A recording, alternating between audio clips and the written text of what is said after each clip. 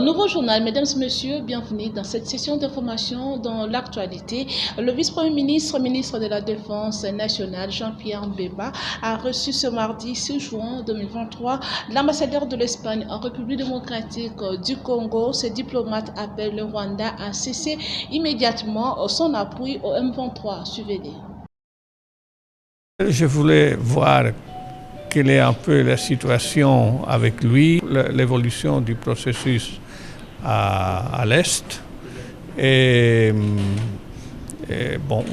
lui expliquer les possibilités de collaboration avec l'Espagne. Pour nous, la stabilité, l'intégrité territoriale de la RDC, c'est un élément essentiel de notre relation avec vous.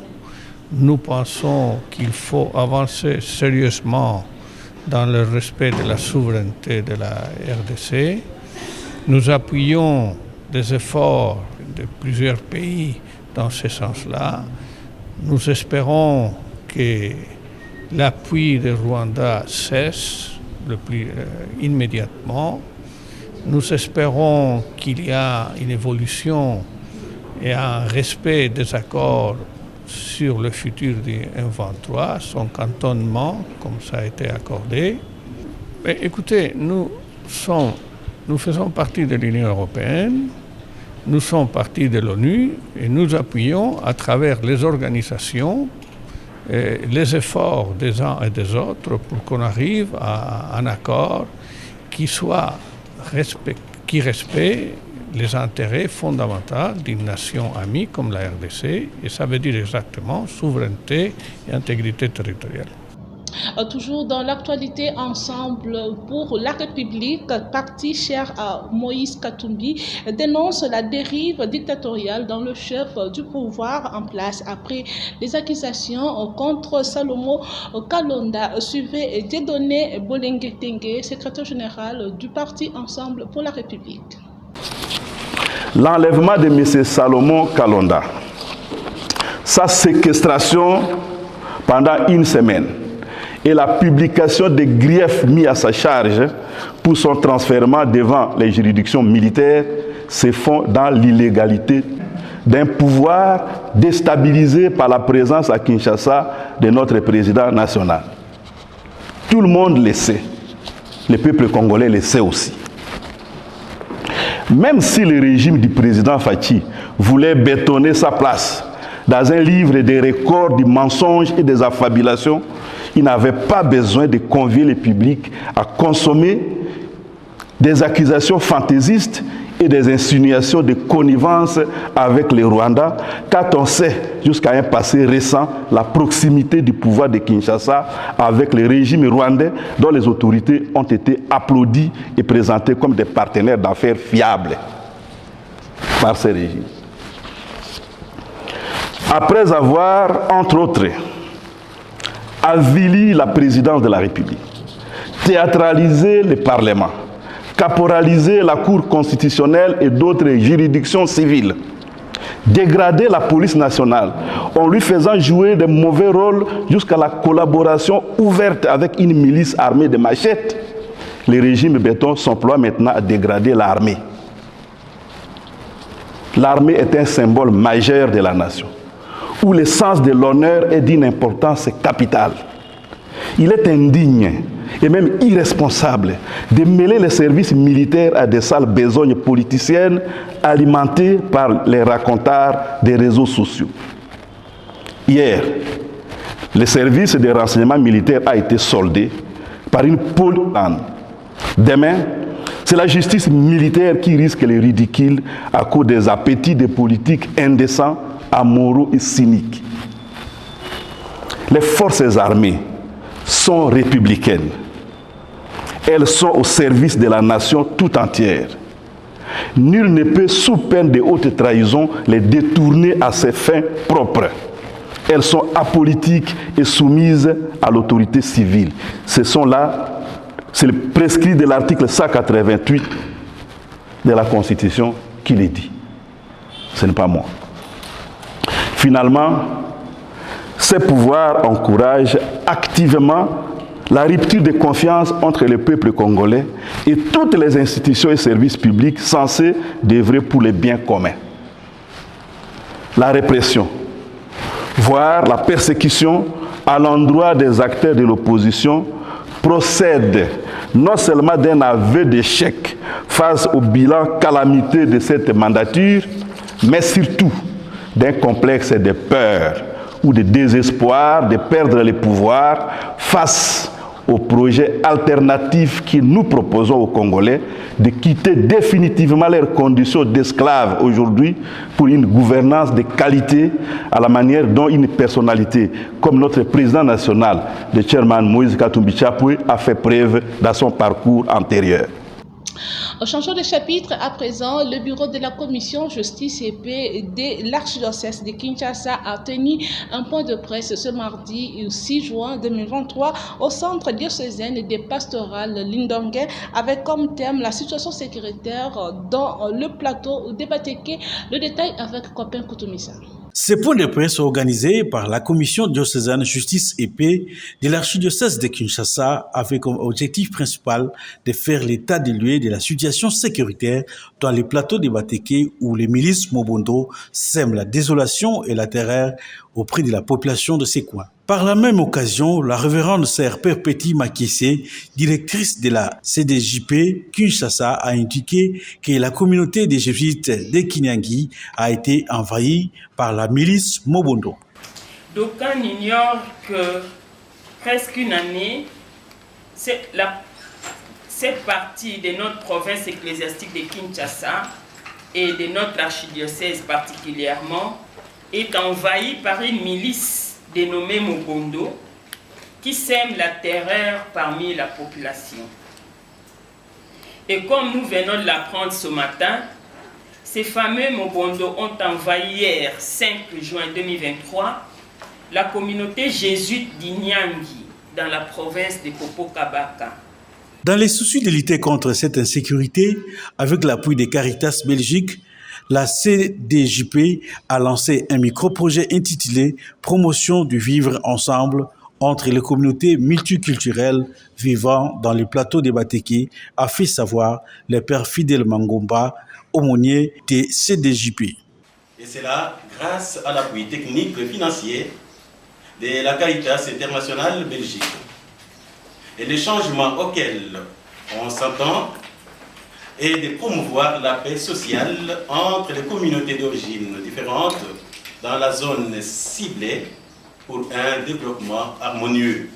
La commission diocésaine justice et paix appelle l'armée congolaise à agir ou à anticiper les opérations des Mobondo, les neutraliser avant leurs actions et non de chercher les corps des personnes tuées, a souligné Samuel Toumba, secrétaire exécutif de cette organisation. Certes, il y a la présence militaire au plateau, mais cette présence militaire est là pour compter les morts, aller chercher les morts, mais pas pour anticiper aux attaques des Mobondo.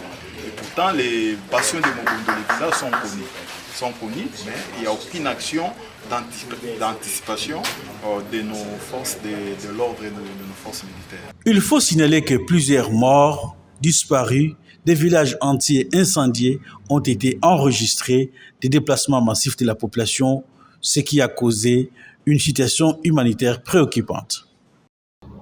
Restons toujours dans ce chapitre. Dans une conférence de presse animée à Kinshasa, le président national du mouvement de réveil de la jeunesse congolaise, Maître John Bayantita, a éclairé l'opinion sur le dossier relatif à l'agression rwandaise dans la partie est de la République démocratique du Congo. Reportage signé Freddy Ikotama.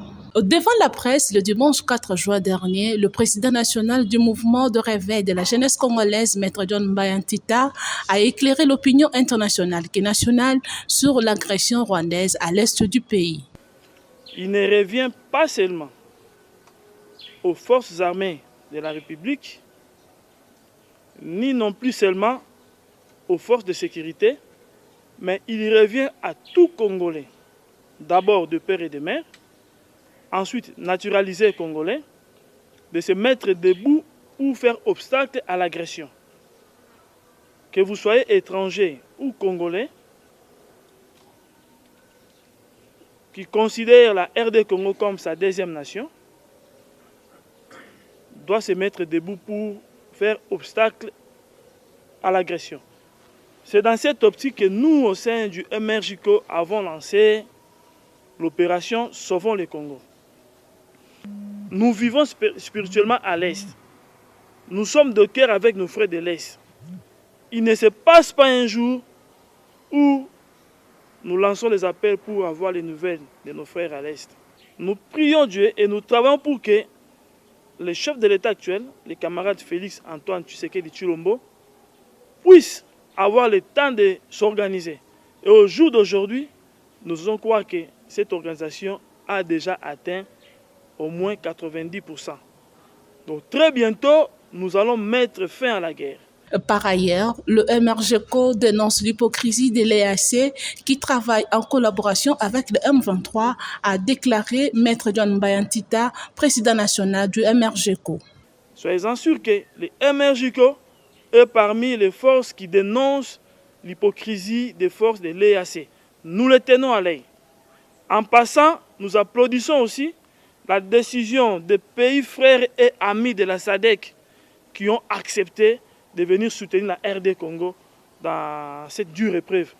Parce que les chefs de l'État avaient dit un jour, dans cette dure épreuve, nous en sortirons la tête haute. Voilà. Il appelle ainsi la population congolaise de continuer d'apporter leur soutien indéfectible au chef de l'État, Félix Antoine Tshisekedi Tshilombo.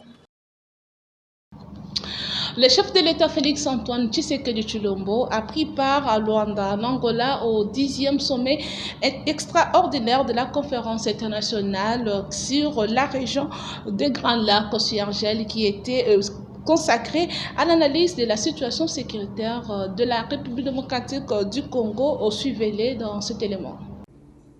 Médiateur désigné pour faciliter les dialogues entre la République démocratique du Congo et son agresseur, le Rwanda, le président de l'Angola, João Lourenço, a convoqué ce samedi à Luanda un sommet extraordinaire de pays de la conférence internationale sur la région des Grands Lacs, CIRGL, une institution dont il assure la présidence en exercice. À l'ordre du jour, la situation à l'est de la République démocratique du Congo et actualité oblige la situation du Soudan.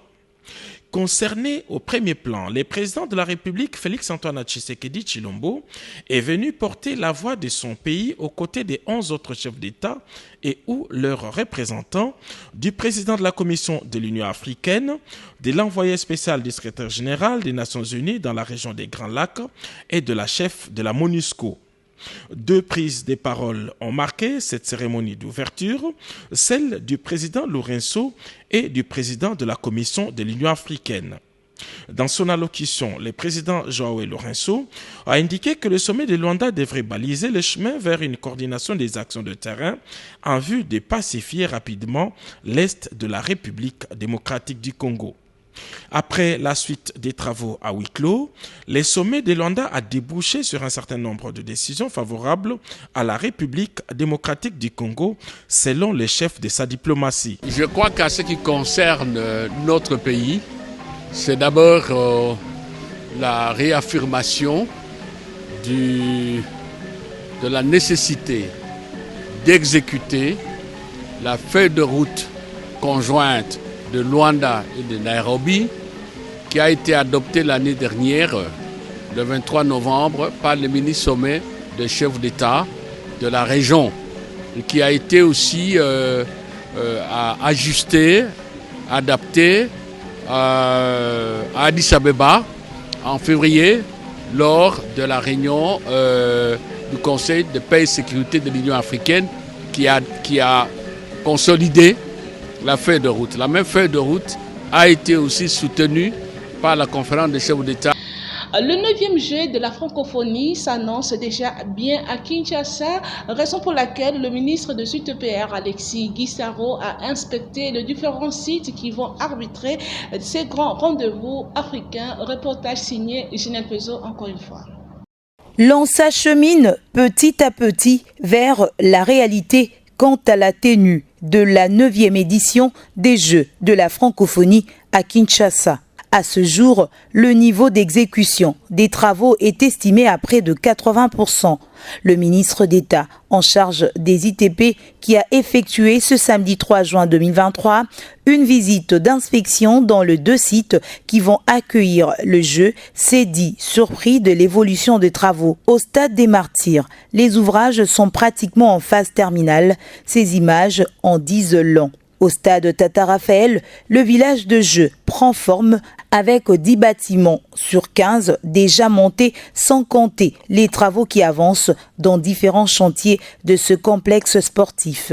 Alexis Guissaro-Mouvouni soutient que les dispositions sont prises par le gouvernement pour notamment les commandes en cours. À la fin de ma tournée, qui m'a conduit tant au stade des Martyrs et qu'au stade ici Tata Raphaël, je peux considérer que tous les ouvrages, ce que j'ai pu voir des ouvrages qui sont en cours de réalisation sont encourageants.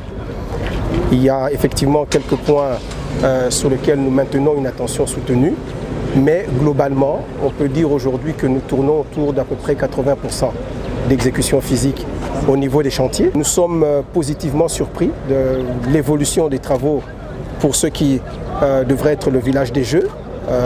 Bien qu'il y a des dispositions qui peuvent être prises par rapport à ça. Derrière moi, qu'il y a à peu près 10 bâtiments qui sont déjà montés. Il y a quand même des choses qui sont attendues par rapport surtout aux aspects des compétitions au niveau du football. Il y a des pelouses synthétiques qui doivent arriver et puis tout ce qui concerne les commandes qui doivent venir de l'extérieur. Des dispositions pratiques sont déjà prises ici au niveau de Kinshasa pour ce qui concerne la prise en charge de toutes ces commandes. Pas de panique, tous les sites seront délivrés à temps, rassure le patron des ITP qui loue en même temps la détermination des entreprises contractantes. Je peux dire avec assurance que nous délivrerons tous les sites à temps, en tout cas pour la tenue des Jeux.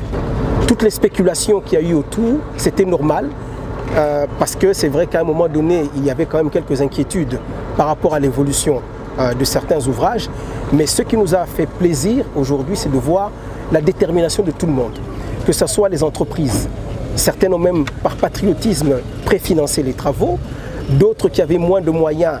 Aujourd'hui, en tout cas, aujourd'hui que les moyens sont mis à leur disposition, ont multiplié les équipes, il faut que nous offrions les meilleurs jeux de la francophonie. Donc voilà, c'est ça l'objectif que nous recherchons et nous avons l'implication de toutes les autorités du pays depuis son Excellence, Monsieur le Président de la République, qui ne cesse de faire des descentes sur le terrain pour lui-même se rassurer effectivement de l'état d'avancement des Jeux, sans parler également du Premier ministre, chef du gouvernement, qui vient également nous accompagner dans ces travaux. La RDC a vu grand et elle va au-delà même des exigences de l'EIF, estime la directrice du Comité international de jeux de la francophonie qui a aussi participé à cette visite d'inspection. On fait confiance au président de la République et au gouvernement. Ce que nous constatons, moi j'étais là, j'ai quitté au mois d'avril, le 15 avril, donc là je suis de retour depuis hier et je vois des grandes évolutions et qui répondent aux normes. Le pays a vu grand parce que c'est au-delà des exigences quand même, je peux vous dire, de l'OIF. Tout ce qui est côté du tennis de table, du judo, donc c'est vraiment de très grande qualité et c'est à la hauteur et de la grandeur de la RDC. Du 28 juillet au 6 août 2023, la capitale congolaise va donc vibrer au rythme du sport et de la culture aux couleurs des pays membres de l'OIF.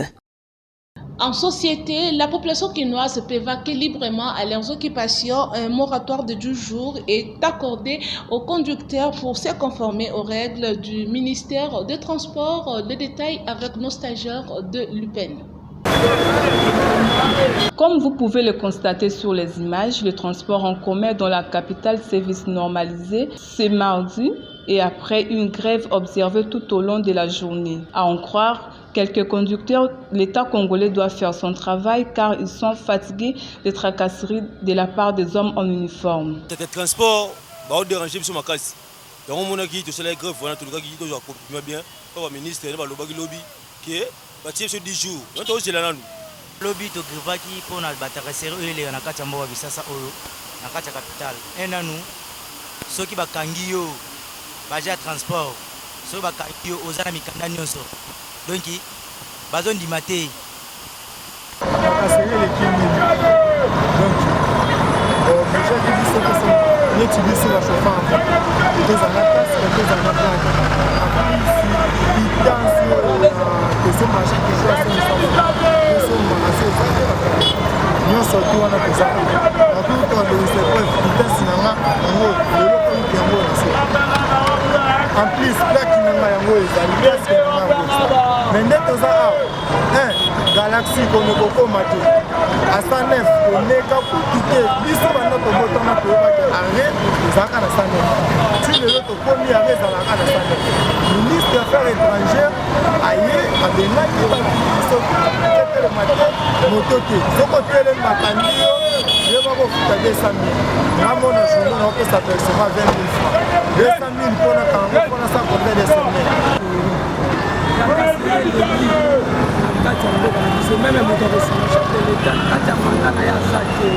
le ministère nyonso balobi na biso ke tosomba plaque tosombi plaque aza na casque tosomba quittance toza na carte rose toza na équipement nyonso autorisation de transport fiche le ministère du transport provincial ayebi yango te affiche ezali mais bazokanga ministre oyo batie oyo ya sika oyo Peter Kasi lokola ye avanda na shauri atino alingi nzela wana etika lokola nzela toilette na ye oubien na chambre amona mutu te tozosunga bato lobimi tokosalaki te quand même tosali mosala quand même tosali mosala tozongisi bato ntina bandako.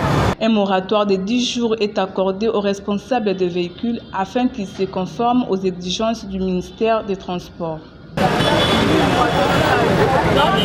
Et en sport, pour boucler ce journal, le comité de normalisation de la FECOFA a déclaré la saison sportive 2022-2023 de la Fédération Ligue 1 Blanche, une décision qui est intervenue le week-end dernier dans un communiqué officiel. Le détail avec Tuel Nakwiti.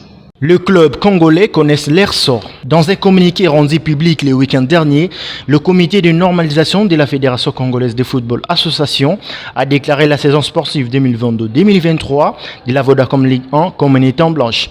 Après son arrêt en décembre dernier, suite aux moyens financiers. À cet effet, le classement est basé sur les résultats de la saison passée, ainsi que les cumuls des 4 saisons précédentes. Ce qui place les tout-puissants Mazembe à la tête avec 256 points au total, suivi de l'AS Vita Club 244 points, Maniema Union 210 et Darik Motema Pembe clôture les podiums avec 180 points. Les 4 clubs vont représenter la RDC aux interclubs de la CAF qui débutent en août prochain. Partant sur cette décision, les Saint-Éloi Lupopo ne disputera aucune compétition africaine cette saison. Rappelons que les Connors s'est référé au statut de la FIFA dans son article 8, paragraphe 2. C'est la fin de ce journal. Merci de l'avoir suivi. Un grand merci à toute l'équipe de la rédaction CBS. Je vous dis au revoir.